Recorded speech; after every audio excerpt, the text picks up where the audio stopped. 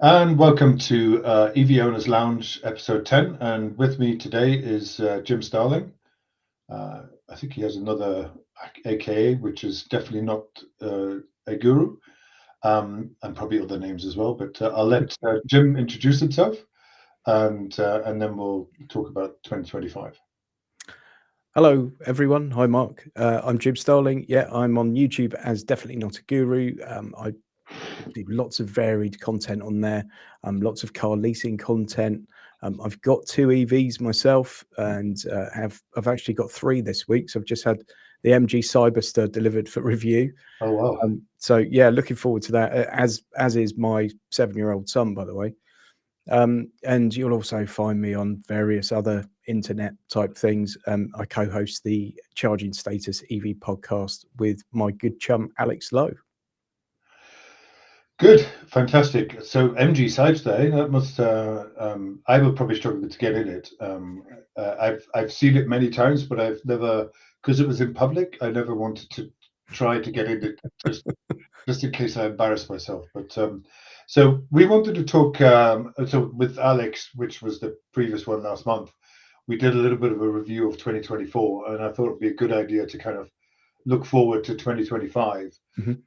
What do you see, kind of coming up that's going to be impactful in 2025?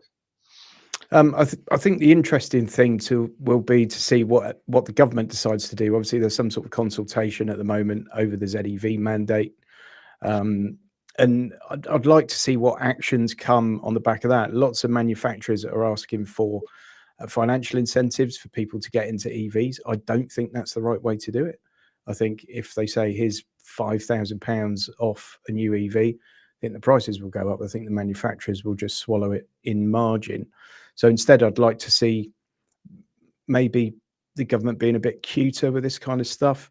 We know how many people still can't have wall boxes fitted at home for various reasons.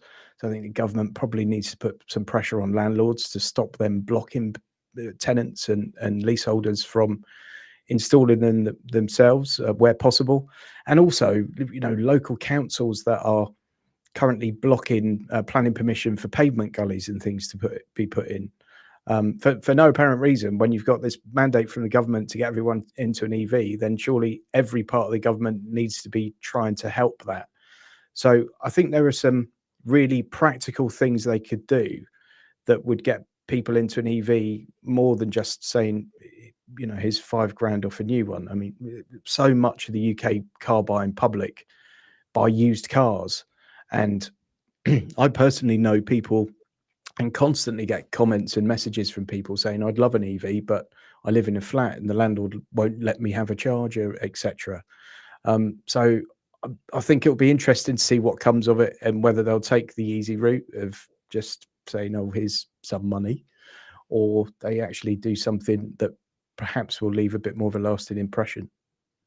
I think, yeah, so something that's longer term sustainable certainly would be better, because I think there's a bit of a peak and a trough effect. I think the scheme that the French put on, which had huge uptake, in terms of I think some reduced leasing schemes that they had, and then they pulled it because it was too popular. There was too many people signing up, and the money went very quickly. And I think I think there's around about 40% of people that live in apartments or townhouses, terraced housing, that can't necessarily easily get a home charger there.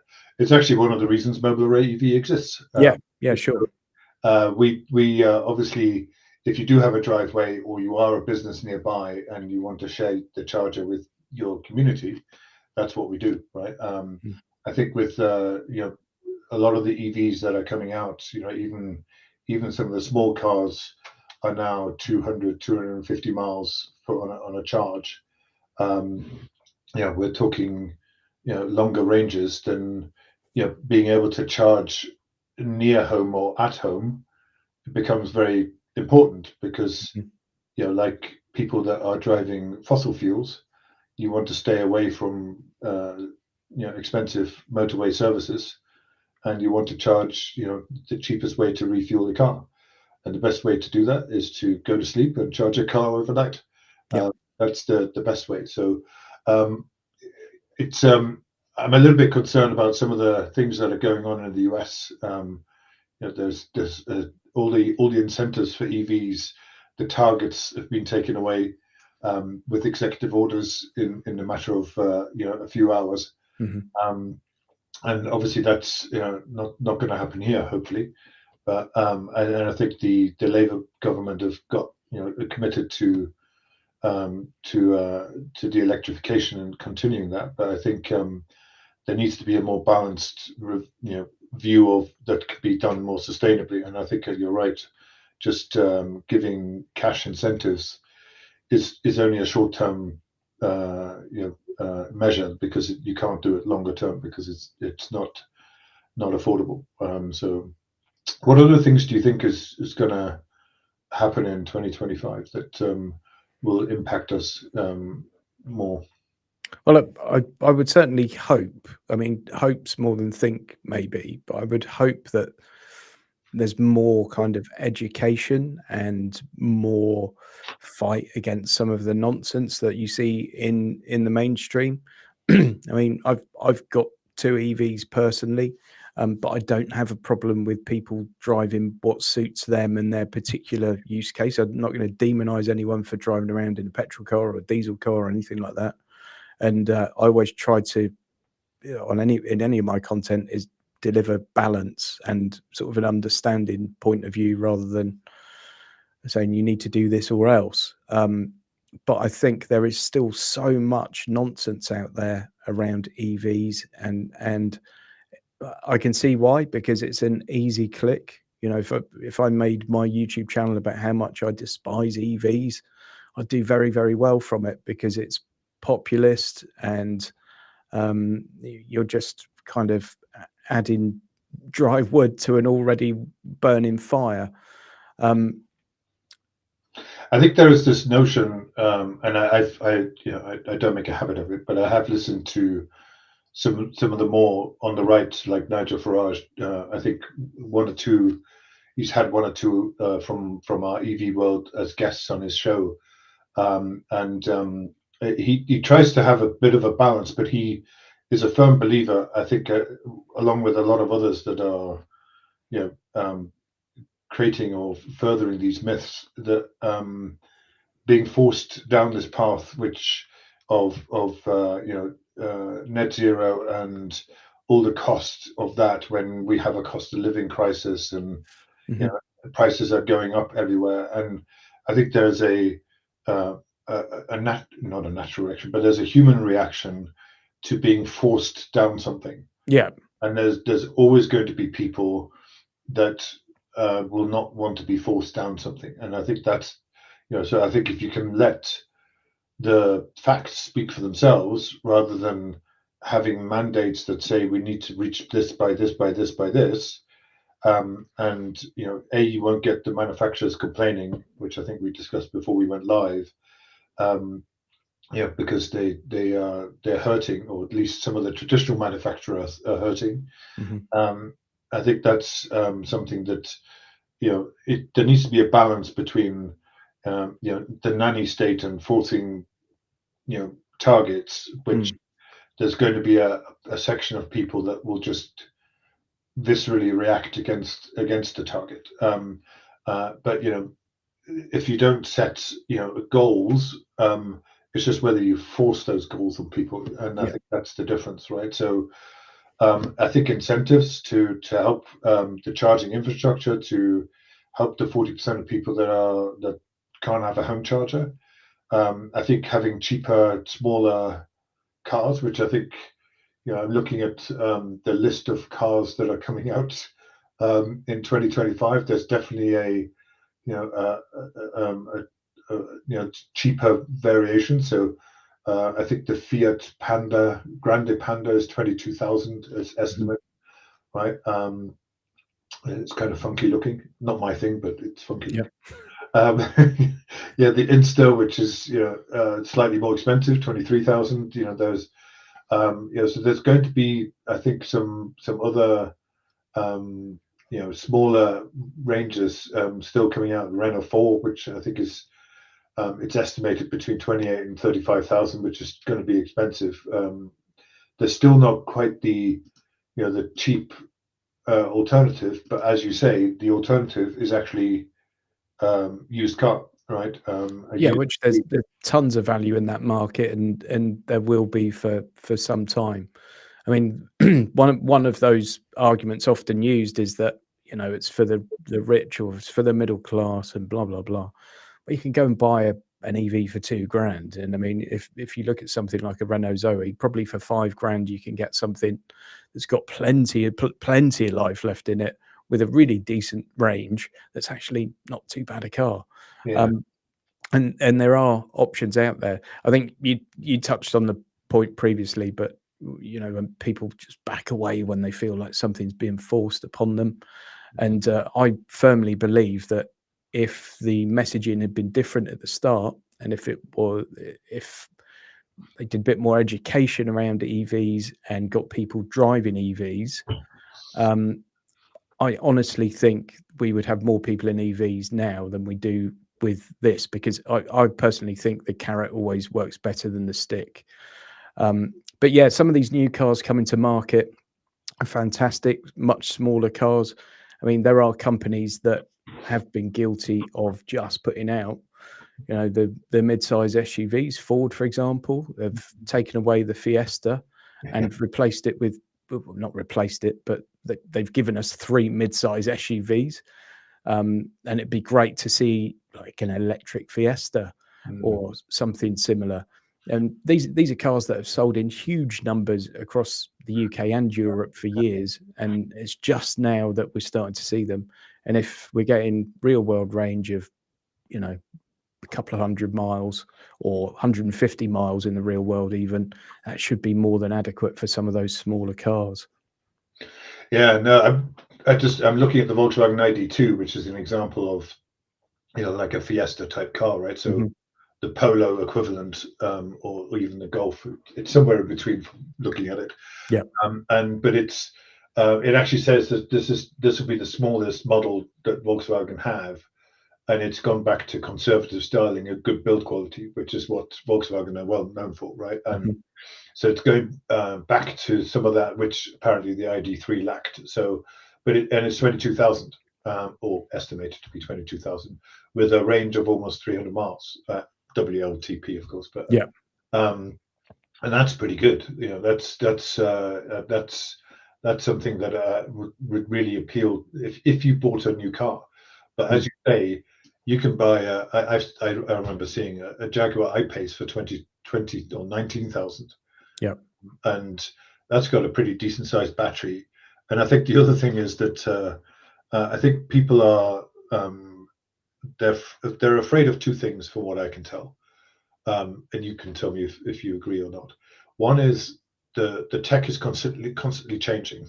Right? So the ID2, when it comes out, it will have new tech. It will probably have a better battery system. It will have potentially vehicle to grid or vehicle to home tech, or those kind of things that, and tech will constantly evolve, especially with companies that view a car as a software vehicle rather than a mechanical vehicle, right? And a lot of the Chinese manufacturers, Tesla themselves, view it as a software vehicle rather than a mechanical vehicle. And I think the second reason is that people believe or are unsure how the battery is going to be affected, or what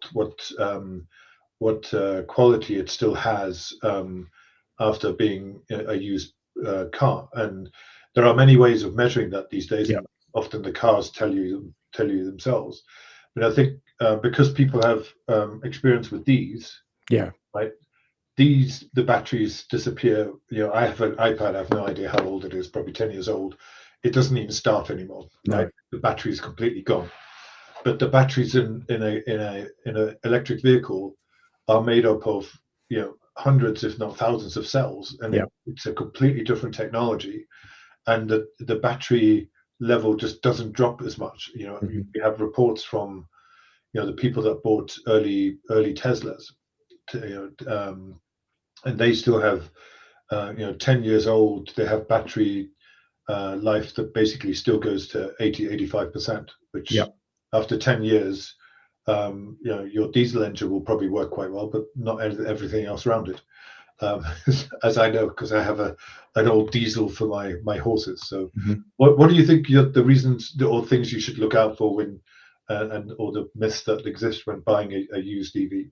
Yeah, I mean that's one of that last point there is the absolute classic, you know, and I get it every time I do an EV video. I'll get probably 20 people in the comments will come and say, "Good luck with it in 5 years when the battery dies." And there's so much of a lack of education around it that has been fueled by mainstream media to a degree. Um, Obviously, lots of these cars now, the batteries actually can be worked on and repaired and refurbished, and dead cells replaced. Hmm. I mean, there are lots of cases of old Nissan Leafs where the batteries have said, "Oh, hello, we're not very happy," and then, you know, £600 later, it's okay. And the thing that I find hilarious with these comments is that people say, "What am I going to do with this car when the battery dies?" When it's 10 years old, and you think, all right, well, when it's 10 years old, let's say it did die when it's 10 years old, it's probably got what, 120,000 miles on it. And if your 10-year-old car, and I'm thinking Ford EcoBoost, I'm thinking anything Jaguar with the Ingenium engine in, I'm thinking Stellantis, the 1.2 petrol that's in pretty much all their cars.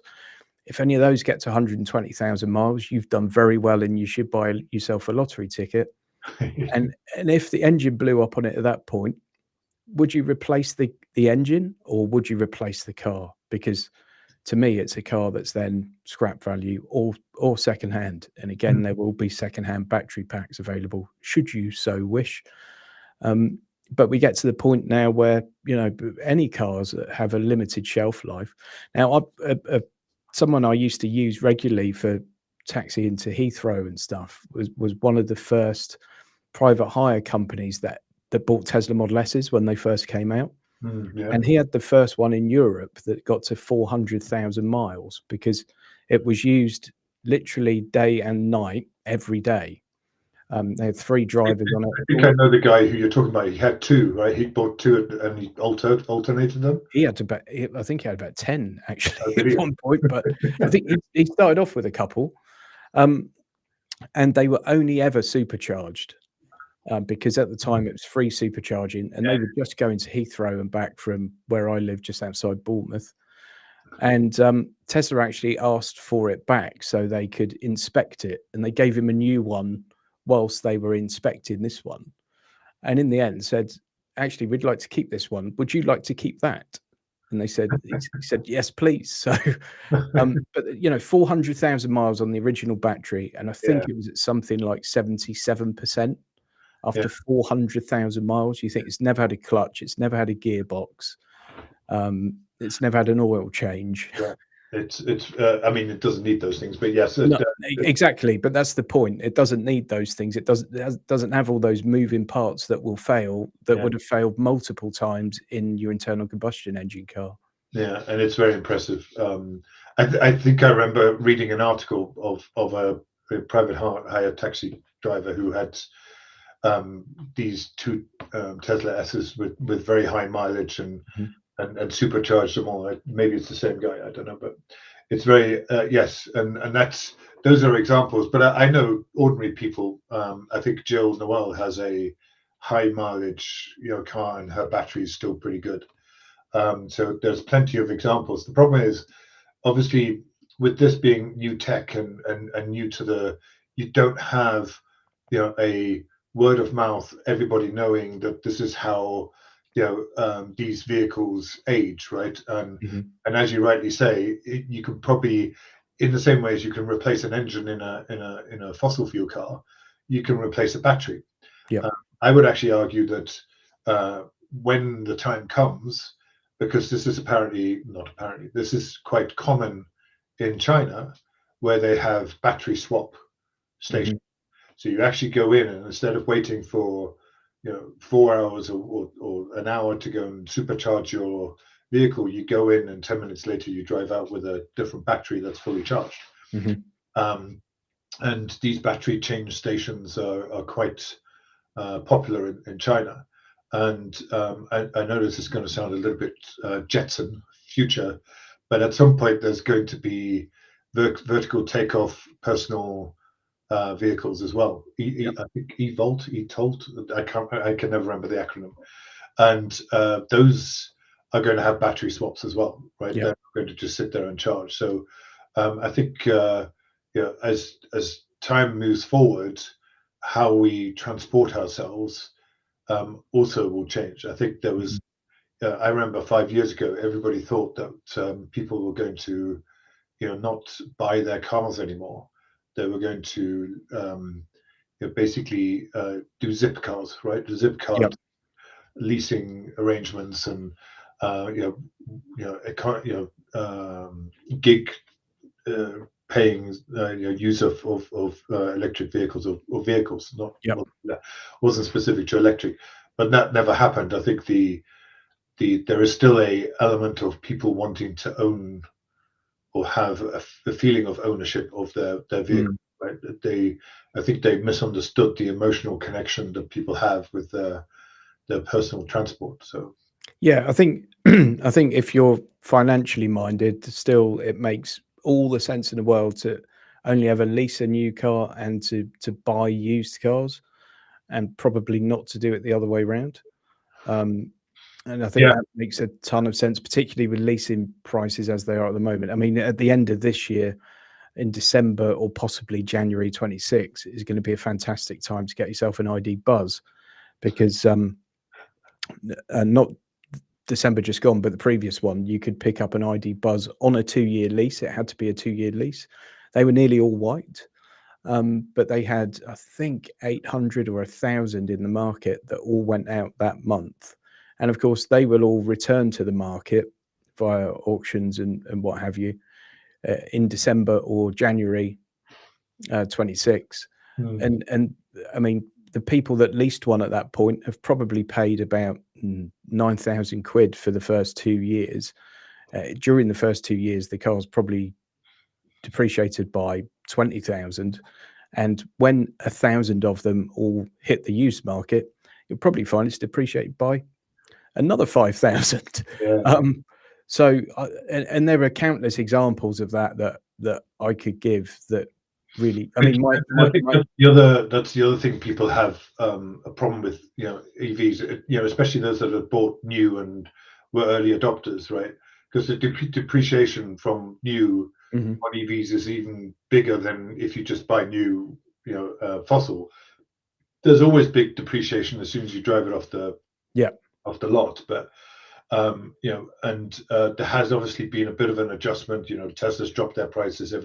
Chinese models have come in, it's dropped their prices, and I think ultimately the consumer, us buying, as you say, if there's ID buzzes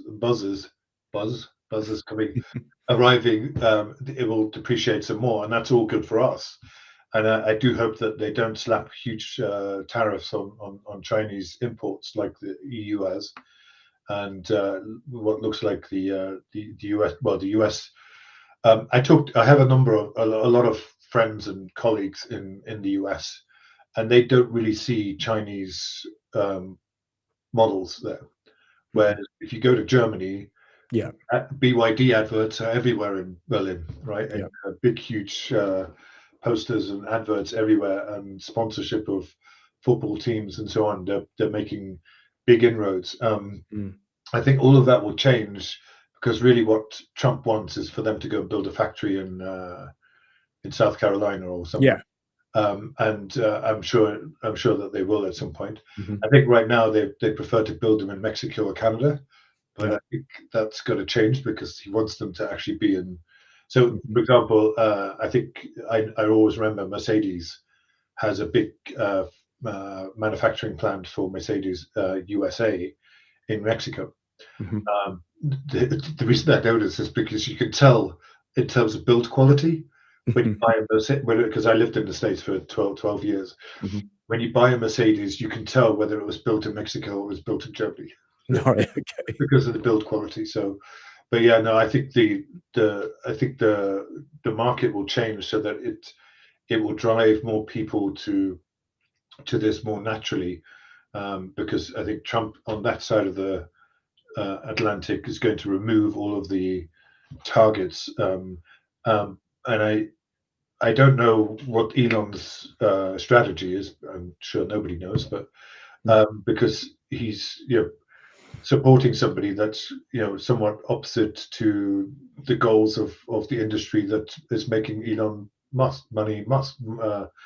So I don't quite get what the overall strategy is, unless it's to remove the shackles and try and let market forces make the decision.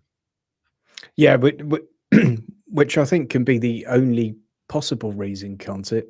That because it does seem completely um, counterintuitive and maybe idiotic otherwise of him to be doing it. But you have to think there's more to it, or perhaps he just literally wants to, as you say, remove the shackles and say, "Go for it, folks." Well, I think the U.S. traditional manufacturers have been, how shall I put it, propped up, supported by government in one shape or form for Mm, a long, long time. Like that industry in the US, I don't has never, except for the early days. I went when I first went there. I think it was early 2000s, mid 2000s, and the cars were still terrible. yeah, I think I got a rental of a Chevy Impala, and it was, um, I think a boat would have been less shaky, or you went around a corner and you thought you were in a boat. I mean, it was yeah. really bad. But Some even of some of the interiors as well. When you see, oh, there's an LCD clock. I haven't seen one of those for like 20 years. yeah. But I think there are spurts where they make really good efforts. Like I think Yeah. the Mustang E is a good car. I mean, it's not as technically advanced as some of the others, and I think that's where they always lag behind. So and obviously Elon wants to compete against China. Mhm. He sees China as a bigger threat than necessarily the traditional manufacturers in the US, and maybe that's where he has a good partner with Trump, and which is why he's doing what he's doing. But who knows, right? I mean, Mm. he said some pretty outrageous things in the past, right? So Yeah. um, I don't need advertisers; they can go away. I think I use slightly different words, but that's what he said. Um, is there? Have you looked at any of the cars that are coming out in 2025 that stand out for you? Yeah, so the one that I was most interested in, and certainly, a lot of people, I think, the Renault 5. Unfortunately, having sat in one, it's very small in the back, and I mean, a lot of people that buy that car are going to buy it for the 2 front seats or possibly the 1 driver seat and nothing more. But a a slightly more accommodating rear in that car would have made sense. So that's a little bit of a disappointment, but otherwise that looks quite promising. There are some crazy things that I like the look of. They're crazy in terms of price. Can be, if we're looking other end of the spectrum, um, and Yeah. some interesting stuff like Skywell is a brand that we Ah, should probably be seeing later on this year, and there are a couple of really interesting looking vehicles from them. That's another Chinese yeah, challenger no, brand. I actually saw them at London EV. They had a Okay. Skywell. I don't remember what the model was called. It was an SUV. Um, and I actually did sit in it, and I didn't drive it because it was inside the building Excel. But boy, 30 something thousand, 32,000 or whatever it was. It was a mid to large sized SUV with Yeah. leather seating. The tech was amazing. Obviously, I don't know exactly how it drives, but for what it was, just by looking at it, it was a Mm. lot of car for value, for the money. It was, and Skywell is, as you rightly say, I think is probably one to watch out for. But there's probably a number of others that. And the interesting thing is that the guy told me the backstory of Skywell, and I can't remember what the parent company is called. It's Sky something, but it has a similar history to BYD in that they started off with electric buses. Yep. Long ago, right? So and BYD also started with electric buses long ago. So it's not, these are new to us, but they're not new to this tech and this, this particular mode of fueling a vehicle. So I think it'd be yes. I'm glad you've seen the Skywell. So I'm looking at a picture of a Jaguar GT. That looks like a beast. It's very expensive, but it looks like a supercar. For some reason, it's in pink, but anyway, which seems to be where Jaguar's going these days. But I just hope they make reliable cars at last. Yeah. I think yes, you're right. Yes, I think if they want to, have new positioning as super exclusive, luxury electric car maker, this car certainly looks super exclusive. But I don't know. Yeah, I don't think it's mainstream anymore at that point. It's it's 130,500 miles, but it's I don't think it's for the most people. I think the Renault 4 looks, which I think is coming out this year, looks really good. But I have to say that I'm probably, if I look down the list of cars that are projected to come out this year, I think the Volkswagen ID2. Yeah. Although it looks a little bit boring, but I think that's what Volkswagen are. Exactly. That's what it's all about. It's boring, utilitarian, but doesn't let you down. That's what it should be. Yeah. And it should have a certain quality to it, which has been lacking a little bit over the last, the last maybe 5 to 10 years with VW. Yeah. So it's good to see them return to that. It's Polo value, 22,000, almost 300 miles, which is a pretty good range for a car. And I think it could be the volume car that they've been looking for, right? And I think that's why a lot of the OEMs have been struggling, because they've been focusing on these more SUV, luxury, high-end, trying to, which reinforces the message that I think you talked about earlier, that EVs are somehow for the elite and the middle. And they need to start building, the Instas, the ID2s, the Renault 5s, the Renault 4s, although I think the Renault 4 looks better than the Renault 5. I know Renault 5 is and the shape of it is kind of, legendary, so to speak. Yeah. I have to say, when I sat in it at EV Live in Blenheim Palace, I didn't like the build quality, nor did I particularly was impressed by the tech. Screens were quite small, and I mean, maybe it drives perfectly good, and maybe that's the driving experience is what it's about. I didn't get to drive it, unfortunately, but yeah, no, those kind of smaller cars, and I think it's interesting because I think is it the BYD Dolphin, and the Cat, which are the smaller ones. I think once the Chinese make smaller cars and put their minds to it, I think that's when we'll also start seeing some benefit of uptake in EV.